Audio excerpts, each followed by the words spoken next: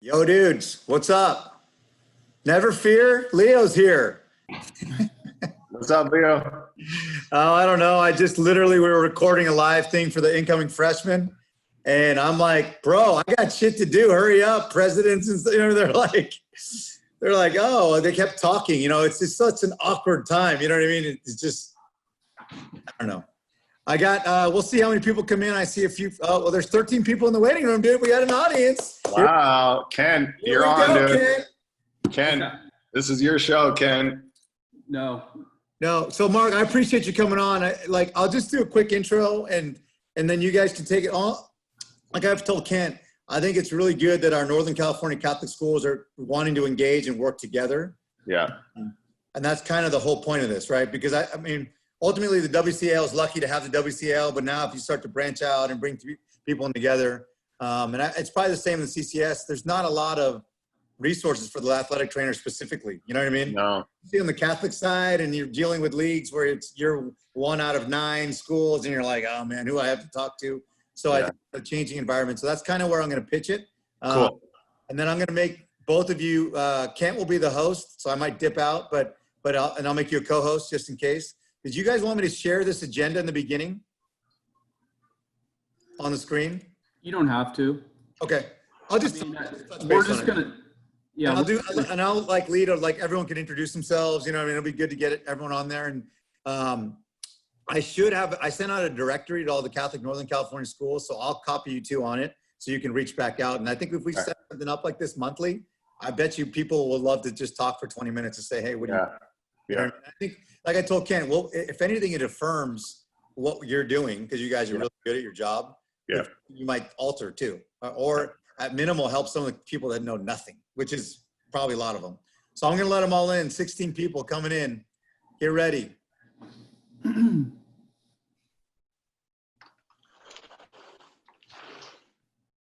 Big Mike, what's going on? Scotty Z.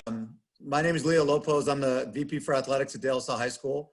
And I'm hoping that some of your, obviously you're on here because your athletic directors or athletic administrators let you know that the NorCal Catholic Athletic Association, for lack of a better word, like a version of the CNA national level of Catholic schools, just kind of wanted to get our athletic trainers together to talk about different best practices. And I know several of the athletic directors know something to nothing or everything, right? But we also understand and recognize the importance of your capacity in the athletic department from before and especially even more so. And there was a lot of discussion about let's get together, get the athletic trainers together, talk about some best practices, questions and answers, and hopefully move something forward the next years to come. If anything, for networking purposes, to ask questions. I know that I'll let Mark and Kent introduce themselves from Bellarmine and De La Salle, but they've offered to kind of lead this discussion. They kind of put together a tentative agenda, which I'll do a screen share. But I do appreciate you coming on here because ultimately the basic common denominator here is Catholic schools working together to do the best they can on their Catholic school campus. And I think as the world turns here a little bit, we know that I have a suspicion, and my hunch is that there'll be many more Catholic school contacts and working together on a kind of global scheduling, just because of the world outside of Catholic schools and private schools is going to be a little bit tricky the next few years. I can see way more Catholic versus Catholic competitions and youth on the screen working together, talking about, different things that happen in different situations. So I appreciate everything you do. I know how important athletic trainers are to the success of an athletic department. I couldn't thank Kent and Doug and our coaches, would echo that statement too. And I'm sure sometimes you don't hear it, and I'm not trying to butter you up in any ways, but you are important. I do think one of the things that the challenges that we all lead, except for maybe the WCAL, we're all in leagues where we're 1 to 6 or 7 or 8. So talking with schools that have full-time athletic trainers and having that sort of perspective and that mindset, taking care of our student athletes on a 365, 24/7 basis is not always similar and easy for many of the Catholic schools around Northern California. So my hope and other people's hopes is that this becomes kind of a standard every 30 days sort of check in, and maybe different people want to bring up different topics. It may be 20, 30 minutes. I think you can take it to a position where we potentially bring in national or guest speakers on a bigger sense. You might not know about it, but it's the Catholic National Athletic Association. It's something that I founded a while ago. The vision there is to kind of have national topics at minimal on a quarterly basis in the sports medicine world. So that's the 50,000 foot level in the trenches level. The purpose of this is really to focus on what are we doing at the pandemic COVID situation. How is your RTP planning has gone? What are you looking at as we deal with the overlaps and the different things that are taking place? Obviously, there's some all boys schools here. There's some co-ed schools here. There's some schools that are smaller or larger in programs. And so that's kind of where it is. Kent has outlined an agenda, but as I told Kent, this is a roundtable discussion, mainly a meet and greet because some of you don't know each other, and then really just start this conversation. So I appreciate you taking the time to do this. So I'm looking at the Brady Bunch screen right now. If we can I'll just call out the first name. If we can kind of just go through your name and maybe years of service, that might actually help because I think it'll give a good perspective. I see Mike from Modern Day, so it's not all NorCal. How's it going, Mike? I did shoot a couple texts to from different people. So my goal is I have a suspicion down the line there'll be hundreds of athletic schools on this if you fast forward, because I do think there's a source of information that we're all trying to search for. And I really do hope that just like in the Catholic spirit, the community will build and we help each other along the way. So thank you for everyone for taking the time. I'll just kind of call everyone out in a roll call fashion, just go back to the old teaching and coaching style, and then we'll go from there. You don't need to get nervous. Your name, first and last name is all you need. And then again, I'll send out copies of the directory in a couple days. So hopefully all schools kind of fill that out and then you can communicate on your own. So I'll unmute everybody. If you need to get up and do whatever, do what you need to do. There's no formality to this, but let's get ready to learn from each other. So Joanne. Hi, I'm Joanne Kenyon. I'm from Bishop O'Dowd. This is my 12th year there. Some of you have, Holly? Sorry, I missed the, go ahead. Hi, Holly Brown, Sacred Heart Schools, Atherton, and I'm in, this will be my 6th year at Sacred Heart. Trina? Hi, I'm Trina Santos. I work at St. Patrick's St. Vincent's in Vallejo, and I've been at this location for about 7 years now. Jessica? Hi guys, Jessica Rollins. I'm over at Condolet High School and I've been there about 2 years now. Scott? Scott Zimmerman, head athletic trainer, Archbishop Mitty. I've been there, I think, 14 years now. Starting my 14th. Nice. Mike? Mike Loche. I'm over at Bellarmine College Prep in San Jose. I'll be starting my 7th year here with Mark. Carolyn? Terrell Dodd, St. Mary's High School in Stockton, and I've been there 5 years. Tell Adam to calm down. His blood pressure's too high. You're telling me, man. Mike? Hey, Mike Fernandez, athletic trainer, Modern Day High School. This is my 25th year. I'm probably the old man of the group. Well, that's good. You got a lot of knowledge. Hey.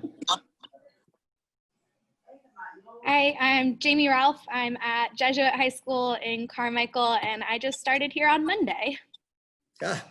Right on. Welcome. Add this to your list of things to do. Yeah. Hopefully you have keys to your office. Got those yesterday. All right. The other Jamie. I see there's 2 Jamies. Jamie? Yep. Hi, I'm Jamie Waterman. I'm at Marin Catholic High School, and this is my 20th year there. There you go. You and Mike can share some war stories. Yeah. Jay. Hi, Jay Nationales, Jesuit High School also. I'm in a different role since last year as sports performance coordinator, and I've been here for 13 years. Nice. Kent? Mercer, head athletic trainer at De La Salle, and this is my 23rd year. So Mike, you got me by 2. Melody.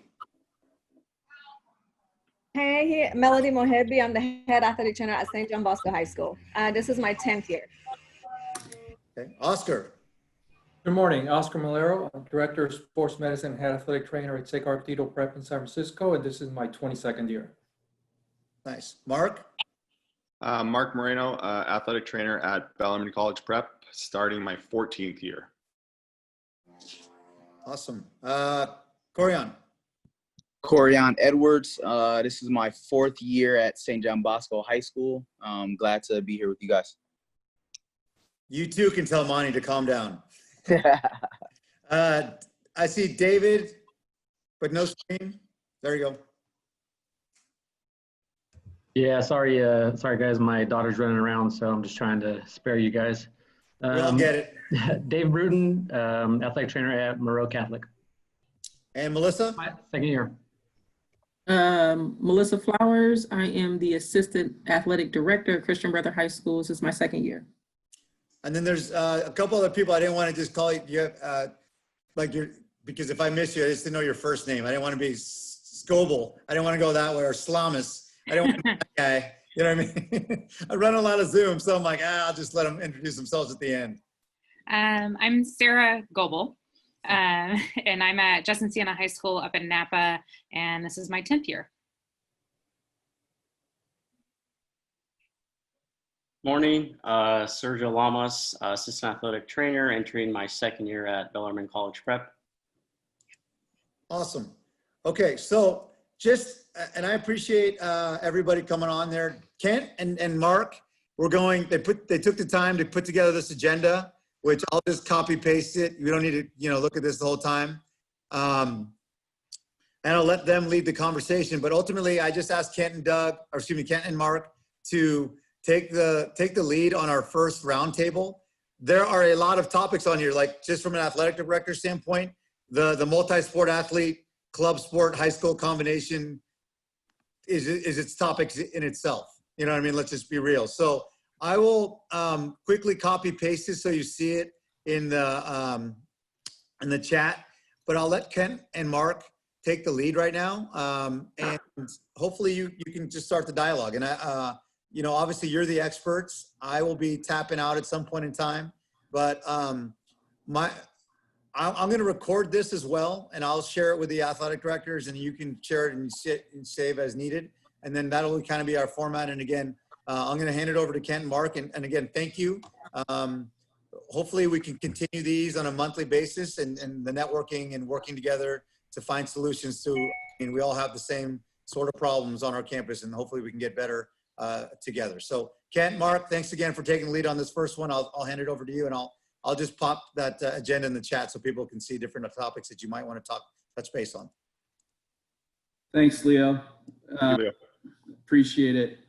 So we've been talking about this, and I know many of you have had multiple groups that have gotten together to discuss various topics, and this is obviously something that we've been all dealing with over the last 3-4 months. And Leo just felt that it'd be a good idea to have us get together and just kind of talk about what works, what doesn't work, what are you finding on your campuses. And we do really want this to be a roundtable discussion. So offering input, asking questions, what is it like? But just some background for us. Back in March when all this came down, we started to look at what would it be like, and then county regulations came out, and we started to get together to figure out what are our policies and procedures. And Mark from Bellarmine and Mike from Modern Day, we got together and kind of talked about how is that going to look, and started to put together policies and procedures for the school. And then it enabled us to, as the counties came out and said, You have the ability to do camps, bringing those cohorts on campus, and what did that look like? And I looked at that as an opportunity to kind of see what is it like bringing kids back on campus, whether it's athletics, theater, leadership, whatever it might be. It's going to give us that opportunity to see how those processes work and figure out what works, what doesn't work. And that's what we kind of want to talk about today.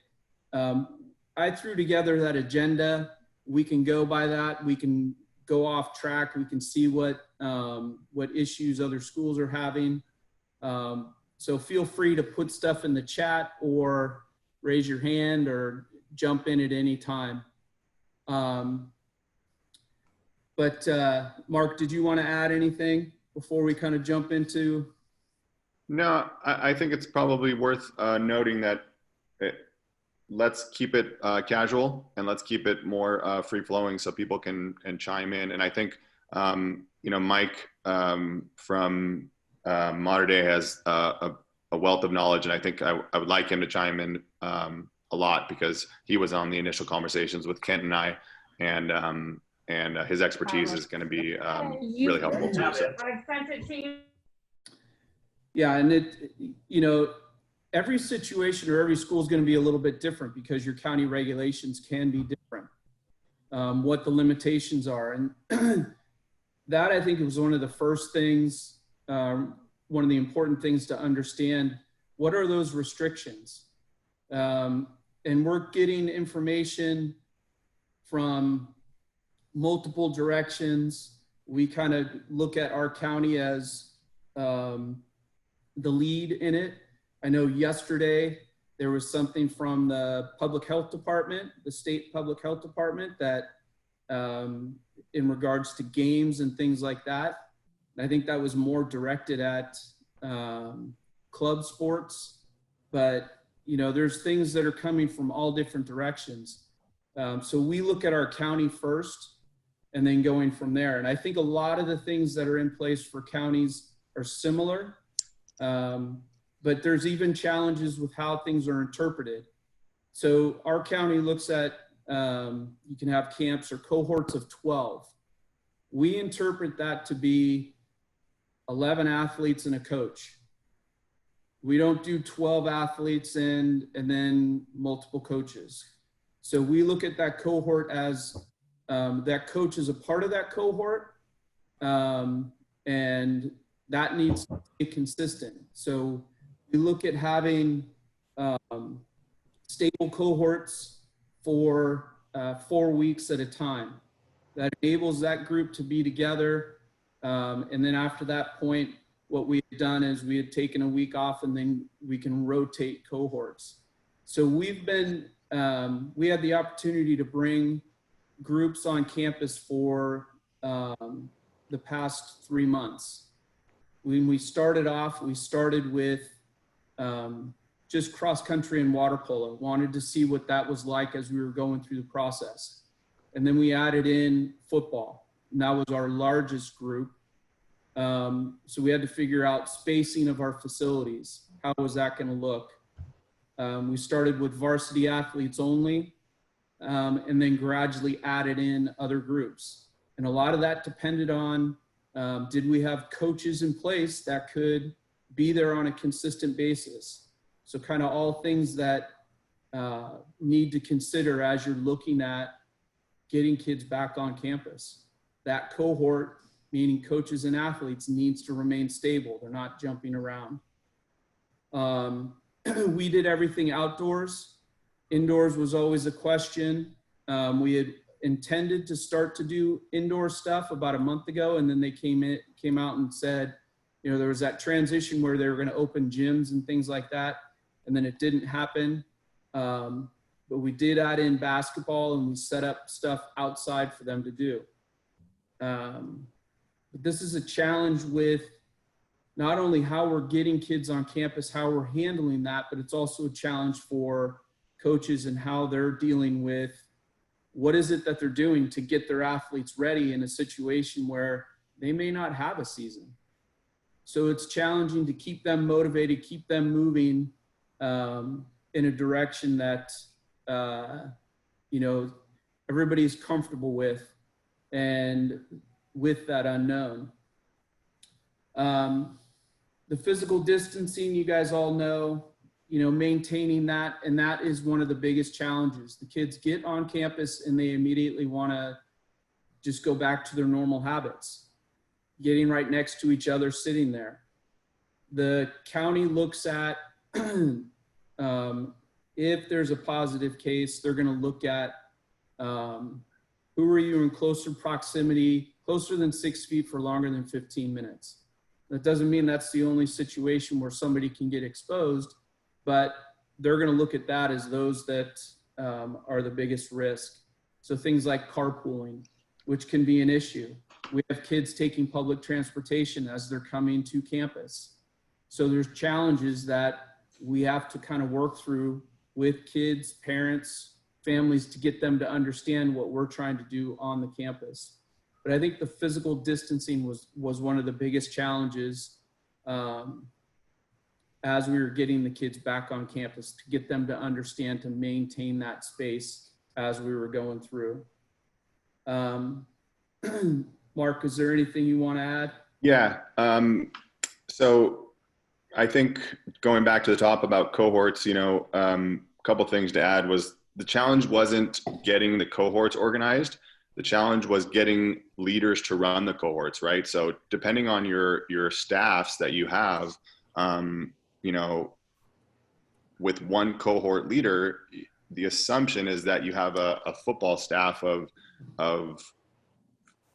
12 or 10 coaches, and not all of us have that. So how do you get a cohort leader was a challenge. That was one thing. So, and some of these cohort leaders work full-time. Our coaches do have full-time jobs, so it's hard to get them there. That was a big challenge that we didn't foresee.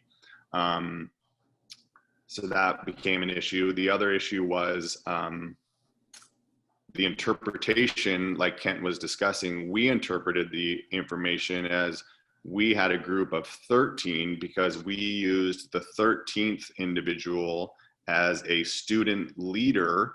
If they were under 18, you could have a student leader who was under the camp guidance, it said student leader in training. And so we had that as a captain for our cohort, and he was in charge of making sure that our students were following the proper protocols on campus, right? Social distancing, being on time, filling out the healthcare, make sure the masks are present, that kind of stuff. So again, interpretation became clear from Southern California to Northern California to across the country, really. So that was something that we noticed. We used 3 weeks in a cohort before we changed. Kent used 4 weeks. So again, what worked for your community was evident as well.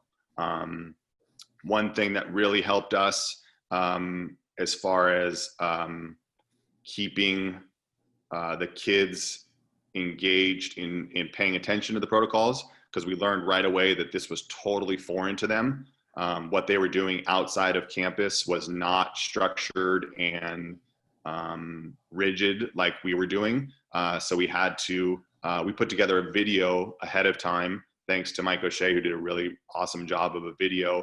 And we shared that with them coming to campus, and the expectations were set early on.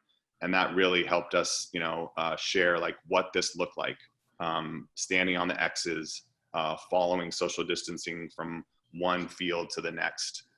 Because like Kent said, they wanted to be right upon each other right away. Once you turn your back on them, they're high school kids, right? They wanted to be right back next to each other, talking to each other, and they just needed constant reminder. Their masks weren't worn properly. They were down below their nose.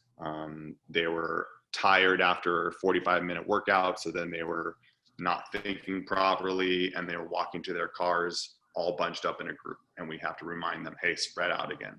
So just some things that we noticed that were challenges, but again, reminders. I think they meant well. It just had to be a reminder. Yeah. Trina asked, are we having the athletes wear masks? So essentially they would come in with their mask on. They would wear that until they got out to their space. Once they started their conditioning activity or aerobic activity, they'd take the mask off. Once they were done, they would put that back on. Now, if they were doing an activity, like say we had them going through something that wasn't as strenuous, they would have their mask on. So it was when they were doing that aerobic activity that they would have the mask off. And for us at Bellarmine, we had a same thing for our football guys and water polo. And for baseball, we actually had our guys wearing our masks because it wasn't strenuous. When they would do sprints or the pitchers would do pulls, we would have them take their masks off.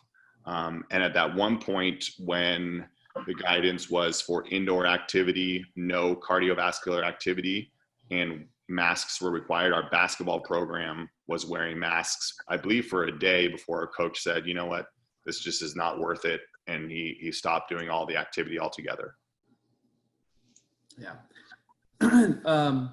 So the other thing about county regulations that I think it's important to note is that for our county, and this is probably true for yours too, they're requiring that each school have a contact person. So essentially, if there's a positive case, if there's contact tracing that needs to be done, that they have a direct contact to the school that can help with that process. So I'd encourage you, if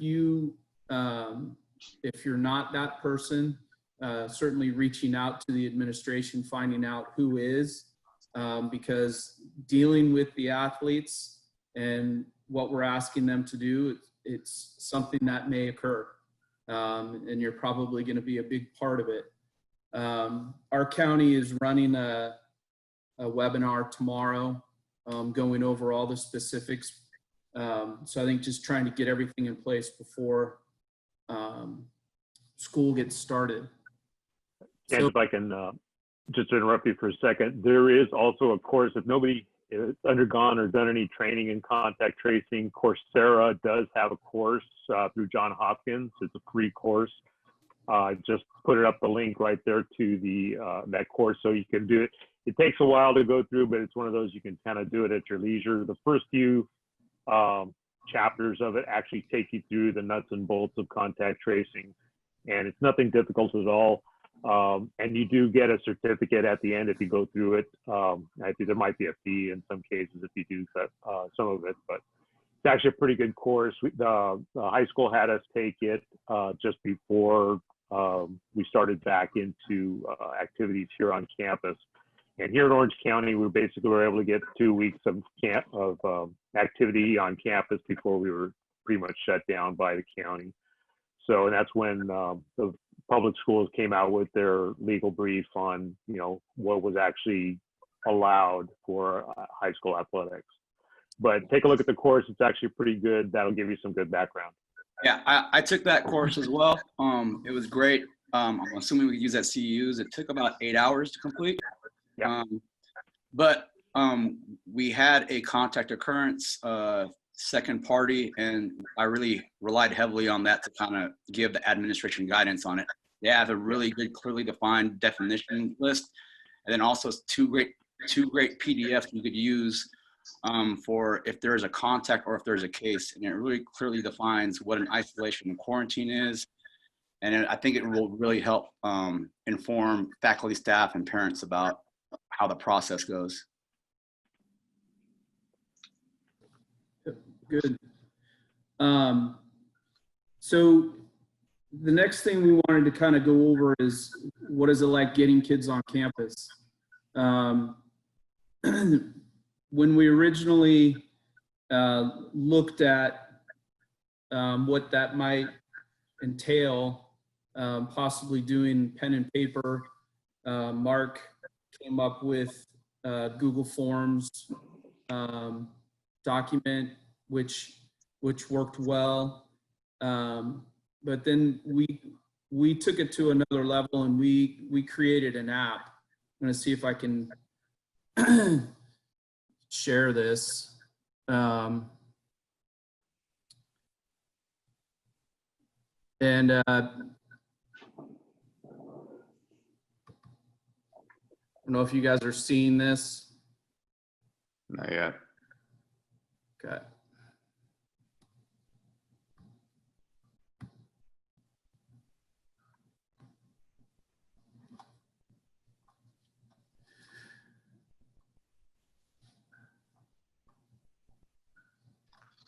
There we go. So this was an app that we created. So essentially the kids do it on their phone. It stores all the information on the back end. So they log in with their email. So it's secure that it's only De La Salle individuals. And then they go through and then they answer a series of questions. So questions are whatever you see fit. When they've answered everything no, then they get this clear screen. So then when they check in, all they do is they show their screen. It has their name, which would appear here, the date and time. So you know that it's current. It also resets each day. So they have to do it each day they come on campus. If for some reason they put in, they have a yes, they stay signed in. If they have a yes, then it takes them to the secondary screen. And what that is essentially it gives them a number to call, an email, or location on campus where they should go to go through that secondary screening before anything else is to happen. So that was nice for us. It really started to expedite that process and secure everything on the back end, and everything is logged, date and time stamped. So it allows us to hold all that information in a secure place where it's HIPAA compliant. So that's what we've done for coaches and athletes, getting them on campus. It's an easy thing for the kids to download. What we found was there's obviously situations, kids drop their phones, they break their phones. So we set up an iPad that they can log in that way. That way we can still store it all in the same spot. You're also going to have kids that don't have phones or don't have phones that are up to date, and can have a version that allows for that to work. So, but we were probably at about 98% of the people coming on campus were able to use that. So it enabled us for the athletes coming on campus. That check-in process was very easy. It allowed for things to happen quickly, and it also allowed us to get multiple groups on in a short period of time. The challenge is that the window to get in was, the smallest window we had was 5 minutes. So if they missed that window, they weren't allowed in. So kids we would tell them to get there early, wait in the parking lot. When their time was in, then they could come in. So that was the biggest challenge. If they missed their window, we weren't going to let them in. The other challenge was just making sure, and we kind of talked about this with cohorts, making sure that we had consistency with the staff, and that we were going to be able to have coaches available for them as they went through the whole thing. We had coaches that had scheduled vacations, long before this happened, and we're going to take those. And that's something Mark will touch on in a little bit, but we had to account for those situations where maybe a staff member couldn't be there.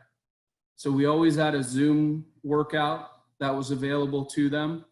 And that was used by multiple individuals. Some individuals, their families didn't feel comfortable with them coming on campus, but it still enabled them to be a part of the group in some way. So getting the kids on campus was easy.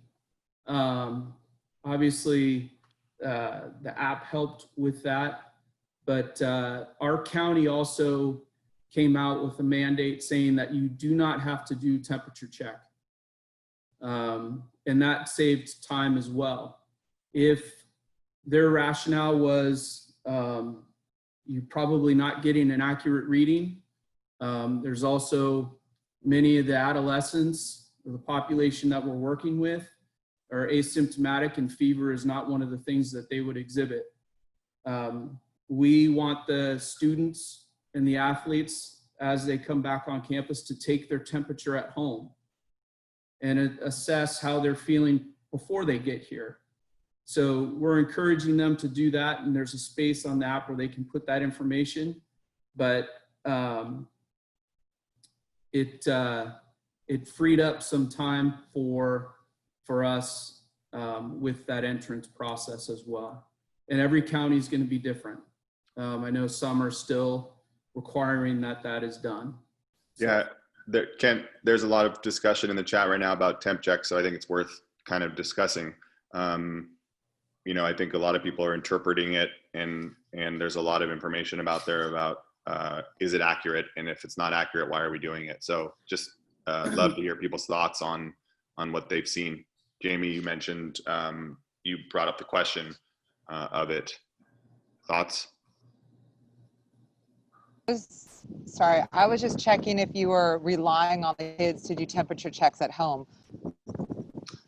To me, it seems slightly like most kids aren't going to do it, you know, and not that you're right. How reliable is it? So we've been doing temperature checks at check-in, but you're right. If they've been standing out in the sun, they could be off. So we have to be, you know, who's doing it, and then what's your process if you're doing it. So that's my question to you. And I actually don't know how school, you know, they're kind of been so vague on starting school. So it'll be interesting if that's part of school. I really do like that app that you guys have, or some of the other ideas. It's just, I'm curious, have anybody gotten a yes answer on any of these? You know, has a kid actually answered yes on anything? Yeah. Yeah. And that's one of the, go ahead, Mark. Sorry, just Jamie, a couple of things on that. The temperature piece. We talked about that a lot of letting the kids, putting the onus on the kids, and our thought was we couldn't trust them. We had a hard time just kind of getting them to fill out the questionnaire prior to coming to campus. So we wanted that as a safety measure. We asked the question, do you have a temperature? And we encouraged them to do it orally before they came to campus as well. But that was just an extra safety measure for us. And I don't believe that it's the only thing that we should be looking at, but it's a really important component, right? If it's accurate or not, I don't really necessarily care too much. I'm just looking for a big variance, right? To see whether that individual is really high. And then, like Kent mentioned, there's a secondary evaluation that happens, right? Is it associated with symptoms? For example, I had a kid that came early to check-in, sat in his car for 10 minutes with the windows up on a hot summer day. His temperature gauge was really high. He was over 100.4 and it was beeping at me. So I pulled him aside. We had a conversation. He had no symptoms. He had been there for the whole 3 days. We went through the whole process, and it was just because he was sitting in his car. So was it accurate? Yes, it was accurate because he was hot, but it wasn't accurate to the fact that it was COVID related, in my opinion. So we believe that it's just a safety measure that is good. And our parents really felt like it was a nice thing to have. They felt comfortable. Okay, they're doing everything that they can to protect our kids. And that's why we employed it. And then we're still in discussion about what school looks like.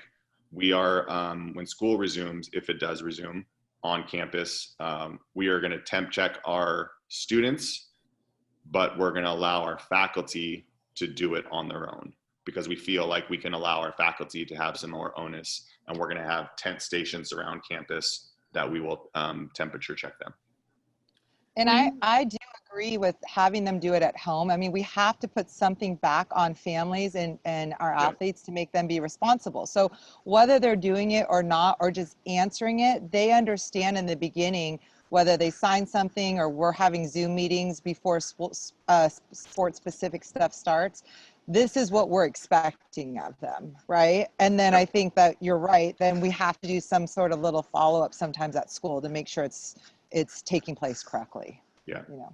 So one of the things that we did too, when we were first starting and we didn't have the app, was we were doing temp checks. Anyone that came above 100.4, we would pull them aside and we would do an oral temp and get that measurement. And then we were able to calibrate our unit to that.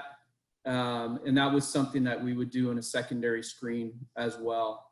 But I mean, you have to remember a fever is a sign or a symptom. So, you know, depending on how you look at it, you're always asking for reliable information from the individuals. And they have to understand that this is for their benefit and also those around them. So you would hope that they would give you that accurate information. But one of the challenges too is that so many of the individuals are asymptomatic, but are still carriers from what they're seeing. So we can only do what we can do. I was glad that they came out and said that just for the county, just because I didn't want to have a backlog of kids. I think that's a bigger concern of kids just standing there waiting in a line to get into campus as we're doing temp checks. But, you know, it's, so you can go either way with it.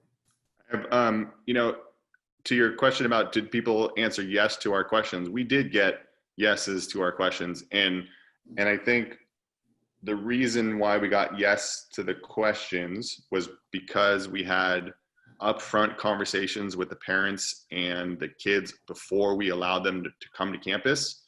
And we really emphasized being honest and getting a culture change, right? This is a culture change time frame where we can no longer be asking for forgiveness, right? It's upfront. We need to be doing everything we can to prevent this virus. It's our responsibility in the community. And so we told the kids, if you're sick, like, you're not allowed to come to campus. And we got kids that said, hey, I answered yes to nausea because I think I had bad food last night. You know, I'm not coming to campus. Great. We love that. Ultra conservative, right? And so that to me was a plus because we had honesty coming from our kids, and that was a big help for us. And I think it stemmed from being transparent up front, and those parent meetings were really helpful. Just a side note. And Mark, I think that kind of leads us into our next discussion was what do you do when you have a possible exposure or a positive test? So you want to kind of talk? Yeah, I'll just touch on this. And again, please, it sounds like everybody's super knowledgeable here and has had some experience. So no intent to bore anybody or make this elementary in any way, shape, or form. So if we are, please ping us and say, hey, let's get some more real-time situations. But I will echo what Mike mentioned, that the Johns Hopkins contact tracing was really helpful. So if you haven't done that, I would encourage that. As far as exposure goes, you know, every county is different, but this consistent message, I believe, is that, you know, that within 6 feet for 15 minutes length of time at a minimum, you got to consider that an exposure. And you got to look at when that occurred. And then you also have to be looking at, you know, where and when that occurred, and who was involved. And that's why those cohorts are important, right? And you have to be very, very clear with your parents that if there's a suspected exposure, that cohort is going to be asked to stay home until we kind of figure this out. And it's best to be safe than sorry, in my opinion. And one thing I should have said at the beginning of this whole thing is that all this stuff could change tomorrow, right? We know that all this stuff could totally change tomorrow.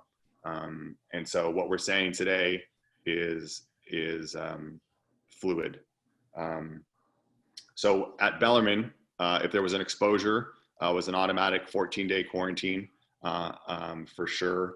You know, and what we consider an exposure, we kind of broke it down into high risk and low risk activities.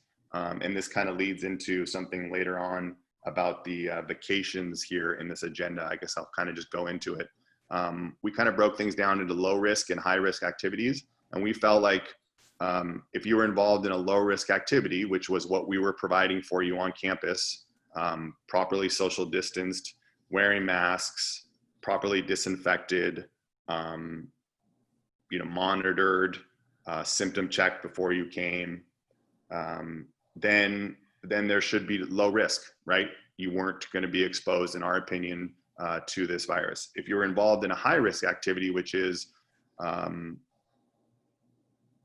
lots of people, high congregation, no masks, contact sports, environments where you were out and about, not wearing the masks, then we consider that an exposure, and we were asking you not to return to campus. When we were on campus, it was during the 4th of July weekend, and we had parents that asked us, hey, we're going to our lake house in Tahoe. Do we have to quarantine? And so what I encourage you to do is it's case by case. There's nothing to my knowledge in the CDC that says cross county is a required 14-day quarantine. Out of state, to my knowledge, CDC says, yes, it's an automatic 14-day quarantine, but we did case by case. So we felt like if you were in a high risk activity, then you were going to be quarantined for 14 days.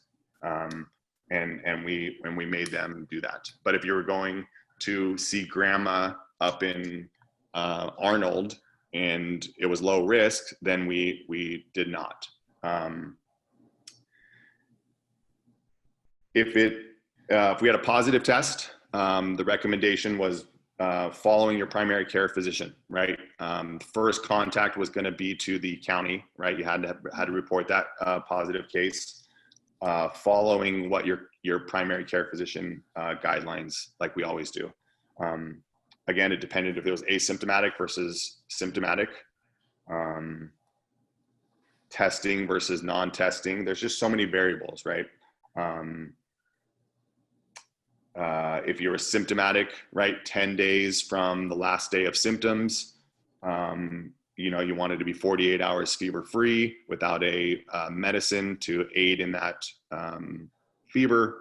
And then we needed written medical clearance before you could return to campus. That written medical clearance could be a negative test, could be a clearance from your physician saying, hey, he did the appropriate quarantine and we don't think another test is warranted at this time. That allows it. And then we further went and said, at Bellarmine, the sports medicine will make that clearance for you to return to campus. And we would refer to our team physician, go through the case with him and make sure that he was comfortable clearing them before we return them to campus.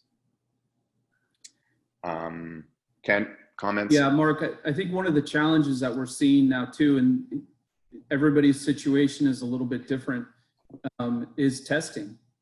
And having testing done in a reliable time frame, and getting results in a reliable time frame. You know, right now for our county facilities, there was a period of time where you would call up to get an appointment and it would be a week out. And then it may be 2 weeks after that before you're getting your results. And that's when they were kind of at their peak. I don't know where it is right now. But we had physicians that are like, it's not worth doing the testing because we're not going to get the information that we need in a timely fashion. We're going to quarantine the individual for a period of time and then go from there.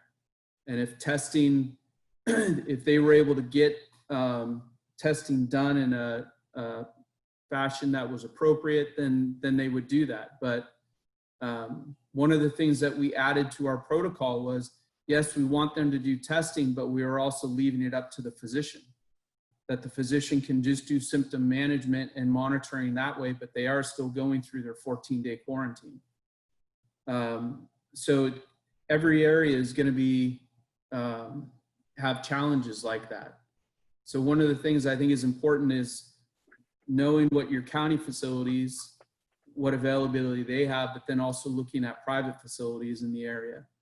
there's two facilities in the Bay Area. One is in San Leandro, one is in Martinez, where they'll do a 24-hour, or I'm sorry, they'll do a test and give you the results within an hour. And it's specific equipment that they have to have on site. So essentially you can go in, get tested, and then you wait in your car and they come out and tell you. So just kind of understanding what are the facilities like around you. So if parents have questions about where can they go insurance wise, whatever the case may be, kind of having different resources that you can reach out to. Yeah, I think two comments on that. Having a county resource and private, right? Here in San Jose area, we use Project Baseline, which is a Google affiliate, I guess. You have to have a Gmail account. The only negative there is that they don't take minors. So that's been a negative for us. But their response time has been really good, about 48 hours. And the ability to get in there has been relatively quick. And then we've also tapped into our team physician and done, a cash pay with him as far as, if I need a quick test. So maybe that's something that you can work with your team physician to have that ability to. But both of those options, I think, are good. Yeah, one of the things we got to think about also, and we had this issue here, is what is the reliability of the test? Yeah. So we had an incident where we had an athlete who was sent to testing by their employer. They had a summer job due to an exposure from another employee. Well, she ended up being the only other employee that tested positive as her initial test. But the parents took her back about 3 days later, and then she tested negative. So at that point, the school we're looking at is kind of like, well, how do we treat this? And basically what we decided on doing was waiting again to see if they were 72 hours asymptomatic, because she was never symptomatic during the time. And that way they ended up, being able to return back to activity during that time. The other thing is kind of, how do you approach that in your cohort? And what ends up happening is a lot of people, within the program, not necessarily within the cohort, they end up finding out anyways. Yeah.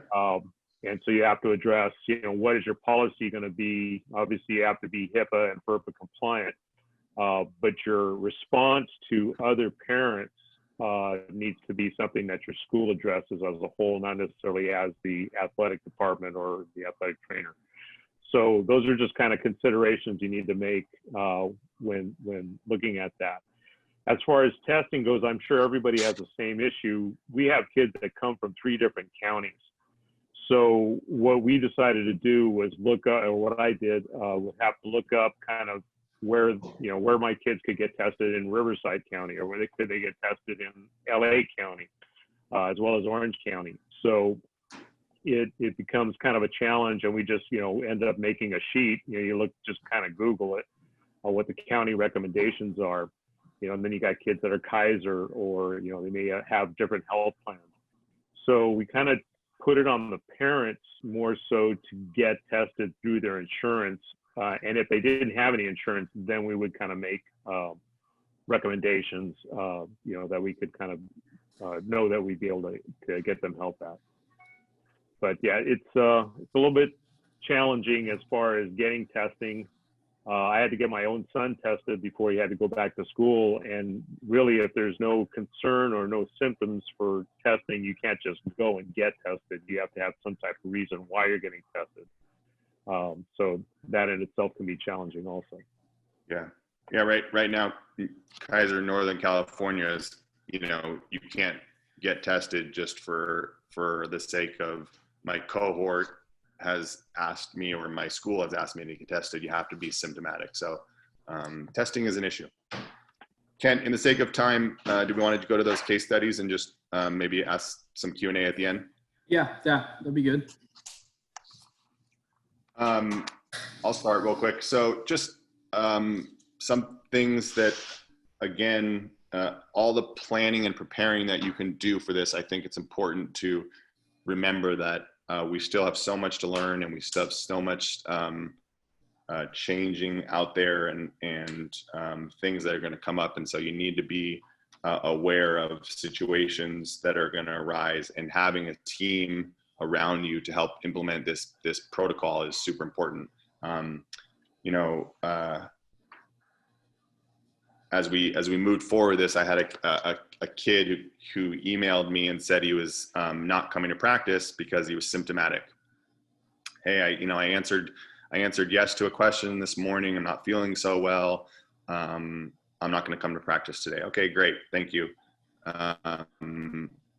I got back to that email after we had all our practices done that morning. I responded to him in the afternoon. How are we doing? What were your symptoms? Further information started to disclose from him and his mom. And he shared with me that it was flu-like symptoms. Okay, great. Let's touch base with your doctor, go from there, that situation, touch base with his doctor. No real direction from his doctor at all. The next day contacted me again, still stayed at home, and said, you know what, I'm still feeling ill, but another component to this is my sister is positive for COVID. Okay.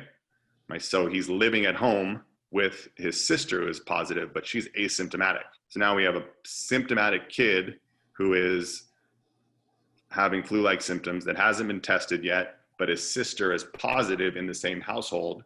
So now we have an isolation case happening. So it just got really tricky. Turns out that the sister was in Spain back in February during some study abroad stuff. So he went and got tested. He turned out to be a negative test, negative for COVID, but was symptomatic. So just really odd. And as the progression kind of played out, I was in contact with a couple of doctors just to kind of listen to the whole thing. And there was something that I'm sure you've all heard of, but some shedding of the virus up to 90 days. But that didn't explain her time frame in February. So there's some, her positive could have been from the shedding of the virus. Who knows? She was asymptomatic.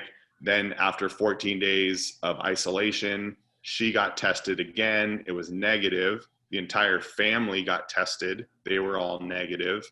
That the kid that I was working with water polo had 2 negative tests. And so just things that we had never even thought about or put in a protocol. How do you deal with a case when a family member has COVID? So just some things to keep your mind open to. I think one of the things too to consider is to there are always going to be unique situations. One of the things that we've done at the school is we've prepared letters for different scenarios of notifying parents, students, of what's going on at the school in case there is a positive test and we have to let a group know, or if there's a possible exposure. So it's kind of helped to have those things ahead of time. So you're not trying to create those things as you're going through. But similar situation with Mark, we did have kids that would give a yes response to something. So then it does mean that you go through and do further screening with them. The biggest challenge I saw was not necessarily what we were doing on campus. It's what the kids are doing in their free time off campus. They have very little regard for what's going on in most cases. We have a small population of students that they would host family reunions, and the family reunions are just no social distancing, no masks, no nothing. And, so it made it very challenging for those kids when they were coming on campus. And thankfully, they were honest. So we didn't have any positive tests with our athletes. We did have a positive test with a worker on campus that was in another county, and that raised a concern of, okay, so now they live in a different county, but they work in obviously the county of the school. So who's managing that contact tracing? And it became a dual thing where both counties were working on that. So we could do our contact tracing with that. So are there any questions or anything that anybody wants to address at this time? I appreciate you taking the time to come on and listen to this, and hopefully you got something out of it. But like Mark touched on earlier, it's such a fluid situation that's always changing. And that I think is one of the biggest challenges, not only for, getting athletes back on campus, but just getting the students back on campus in any capacity. I got a question. Yeah, Jay. What are you guys doing in regards to multi-sport athletes and disseminating what cohort to put them in, especially like the 2-season format for CIF? Well, we're working with the coaches. There's a couple different situations with that. You could have I think the bigger challenge is the varsity athlete that has crossover. So it's, you take a situation of like a wrestler and a baseball player where seasons will be overlapping. Mm-hmm. So we're kind of addressing it on a case-by-case basis. As far as right now in this preseason, essentially August until December, mid-December when CIF starts, we're looking at doing cohorts that are just general fitness. So like if it's a water athlete, doing general fitness for them. If it's a running athlete, we're doing general programs for them. So it's not necessarily sports specific. Because right now, obviously there's not a lot they can do sport wise, but looking at what are the sports that they're doing and then trying to have a program that will be something that'll benefit them in both sports that they're doing. Mark kind of touched on this earlier. This was one of the things that when athletes are starting back, they're in horrible shape. Yep. No matter what, even if they've been doing Zoom workouts or whatever, they're not ready. And we started with hour workouts, and part of that was, their dynamic warm up, and it was probably about 30 minutes of conditioning with breaks in between. And they struggled with that. They got better. Mm-hmm. If you're getting athletes back on campus, understand that they're not going to be in the shape that coaches may expect, regardless of what they may or say what they've been doing. Anybody else on that? How you're handling multi-sport athletes? We, for the summer stuff and then going into the fall, we're continuing summer rules. What we've told athletes is they get to choose which sport they're going for, and then they have to stay in that cohort. I anticipate some changes from summer to fall, just kids who might switch over to focus on that fall sport coming up more so. And then we haven't discussed, but I could foresee maybe doing a month and then taking a week off and allowing kids to switch at that point if they're decided to switch. Going into the spring, which is where we're going to have most of our crossover. We only have 550 kids here at Justin, and so we have a ton of dual sport athletes. So we just sent out a survey via Google Forms yesterday to athletes just to get an idea of what sports they want to play in each season, and if they want to play 2 sports, which those 2 are and how they would rank those sports. We've told them it doesn't lock them into anything. We're not sharing with the coach that that sport isn't their priority. It's just to give us an idea of how many athletes we're going to have to deal with playing 2 sports and how we might handle that. Good idea. We're doing similar, Sarah. We're kind of sending out a Google form right now to, we're in the process of, we're in a break, obviously, until August 31st for sure, and trying to send out an idea of what kids are interested between now and December of getting it. If they're going to be playing a club sport, we're not allowing them, obviously, to play a sport at our school, which that is not the CIF guidelines to my understanding right now, but we're not doing that. Most importantly for us is we want to give our freshmen opportunity to, have a little taste of what sport they might want to do. So we're trying to work on something similar where maybe we do 3-week cohorts or 4-week cohorts, and then they can choose, each month. We have a couple different models, but maybe September, October, November are 3 separate cohorts with a week off at the end, and then they can choose one from each that they can try out. We're kind of working on that. I actually, or 3 weeks, 4 weeks with the week off, something like that we're working on right now, where they can kind of test different things. It has nothing to do with, like you said, Sarah, like tryouts or what's your favorite sport, or it's just a summer kind of practice that they can all, participate in. And it might not be 5 days a week. It might be 3 days a week. So for field space, we have a very, very small field space, but like Sarah, a small school, but a high participation in sport. So we're trying to figure out how we can get field space and enough kids, trying. Some sports, some of the coaches only want 2 days a week, for now, 3 days a week. So. I got a question for everyone. Is anybody running into a problem with the school's guideline of being off the watch list for 14 days? And does that play over to bringing back your athletes as well?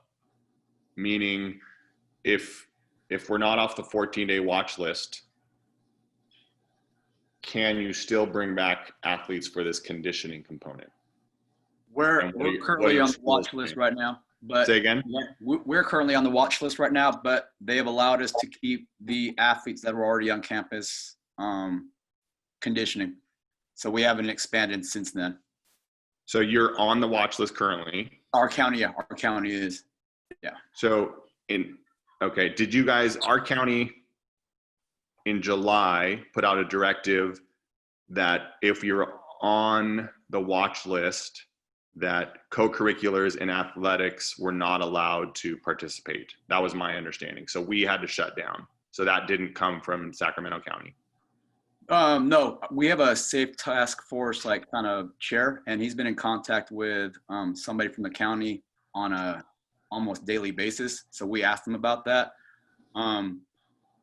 They haven't given us any otherwise a shutdown for the programs that are already working out. So basically it's varsity football and club water polo. Cool. Great. Yeah, so Mine is we're crossing our fingers hoping that it doesn't change, but yeah totally.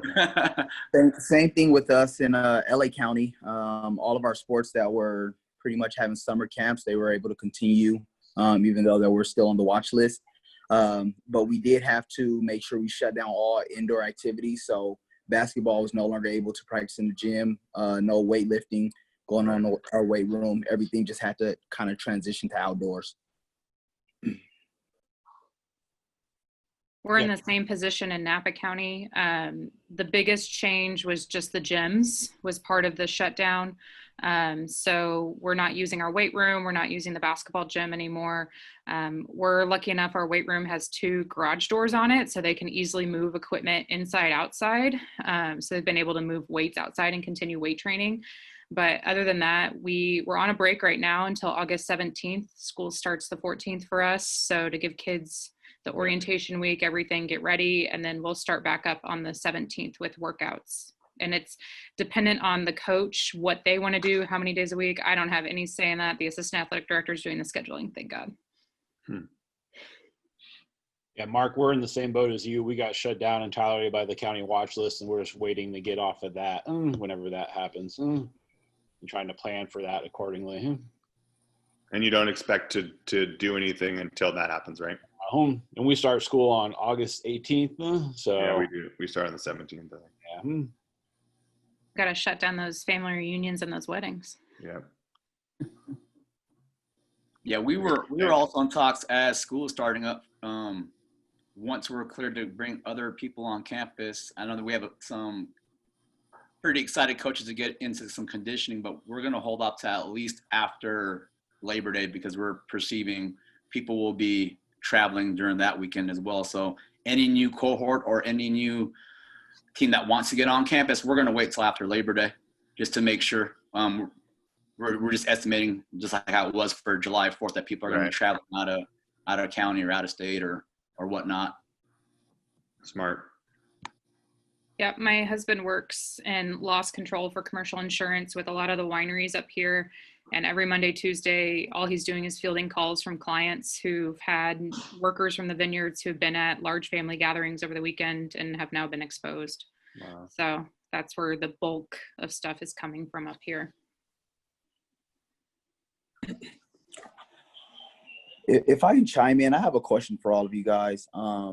Just as far as these summer camps and trainings go, when you guys have athletes who sustain injuries, how have you been working for treatment or rehabs and trying to, we have a guideline of keeping it under 15 minutes of contact time. What are some of the solutions that you guys have come up with in regards to treatments or rehab programs? We when we were on campus, we didn't have the training room open. We felt like we were just wanting to keep it simple and keep it clean. And so we were doing telemedicine. We were offering evaluations via Zoom or Teams. We use Microsoft Teams at Bellarmine. We were doing telemedicine with the athletic trainers. We were doing rehabilitation, whatever the injury entailed. And so we didn't have the training room open at that time just because we weren't ready. We had too many other things going on. The goal would be, if we do resume in August, to have the training room open again, and we'd have to look at that. I only had 2 injuries through the summer, so it was pretty light, out of sight, out of mind. And both I came in and did the evaluation. One was after they had seen the physician, so it was really quick. And then we utilized MedBridge for sending out-home rehabs to kids. I've been using it for years, so they're well versed in how to access it and use it and do the exercises. And then I'll give them, I try and make it as least equipment based as possible. Since they don't have anything at home, or if we're using bands, cut up some bands, send them home with bands. With stuff starting back up on the 17th, I plan to be open. We'll have guidelines for how many kids can be in at a time. And then if I think with being in the small cohorts anyways, I'm not going to have, it's not like after school with everybody there at once. But if I start to get busier, I'm going to look into like a scheduling app where they schedule a time to come see me. And for things that really I don't need to see in person, setting it up virtually. Okay. Yeah, we bought a scheduling app for ours as well. And then we have certain times when the cohorts are supposed to be coming in. So if, right around their practice times. And then we also put all of our tables under tents outside. So we actually are not using the training room. We can use it, but kids aren't allowed in. Perfect. Thank you, guys. Joanne, what's the scheduling app that you use? It's just Schedulicity. So Okay.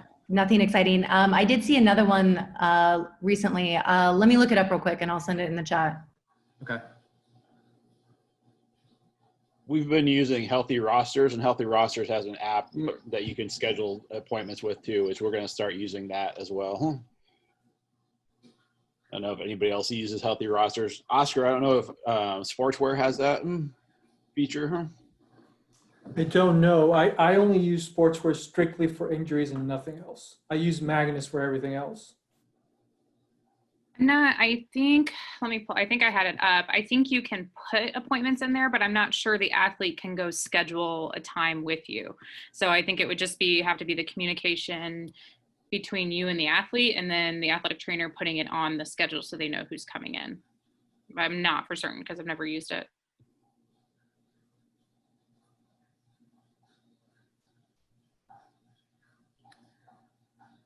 All right, well, if there isn't anything else, I appreciate everybody taking the time to come on. I know Leo had put some stuff in the chat about trying to do a monthly meeting.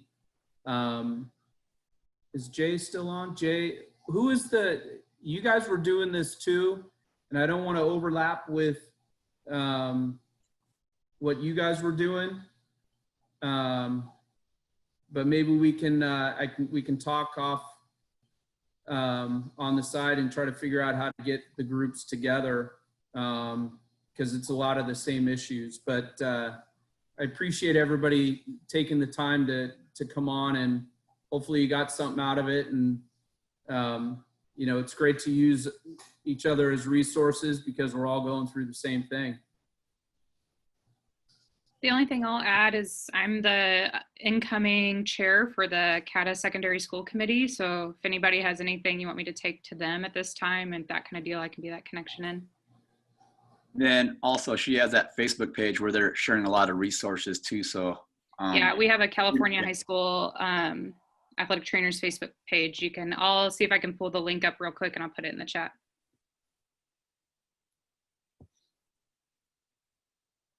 All right. Thank you. Appreciate everybody taking the time to come on. Yeah, Ken, thanks for organizing. Thanks, Mark. Mark. Thank you.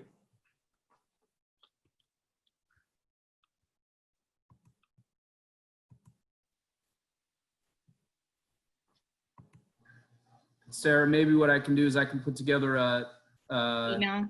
Yeah, I can't find it really quickly. I was looking and I was like, oh. That's okay. I'll email it over to you. Okay, that's fine. See you guys. Hey, Ken, yeah, we haven't had one in about a month now, but I'll try to reach out to Tony because he was the one actually scheduling a lot of stuff, and maybe be a lot easier having everybody do it at the same time. Yeah, and I mean, I jumped on that one, but then I never saw anything after that. Once I think that was like an initial phase where they're letting that off on restrictions, so everybody got busy. So I'm hoping we could probably start this conversation again and have it a little more regularity. I love that idea. Okay. Jay, can I get your number? Yeah, area code 707. 310. 2322. And then would you be able to text me as well? Yep, I'll text you right now. Then quick question. I really like that idea of how you guys are doing that app. The pre-screen. Was that something that your tech department developed, or is that something you guys? That's something I did. So we awesome. I'll probably bring that up to Hank and see if that's something that is of interest to kind of help a little more efficiency on that screening process. I know it's not too bad right now with just football, but assuming other schools are going to or other teams are want to get on board, it'd make it a lot easier. Well, and that's the thing is, what I was thinking is not necessarily athletics in these small cohorts. But what happens when we get kids back on campus and you've got, say, half of your population for us, which is still 550, or you have the whole population coming on and you still need to do something. So. Yeah, are you guys gonna use that for when school gets, like, for the whole student population? Yep. Okay. So it's faculty, staff, students. So everybody pre-screens before they come on campus each day, and then we just are able to get all that information, and it just helps with that overall contact tracing. Yeah. The other question was, are you going to rescreen after school for athletics, or are you just gonna do that one in the morning?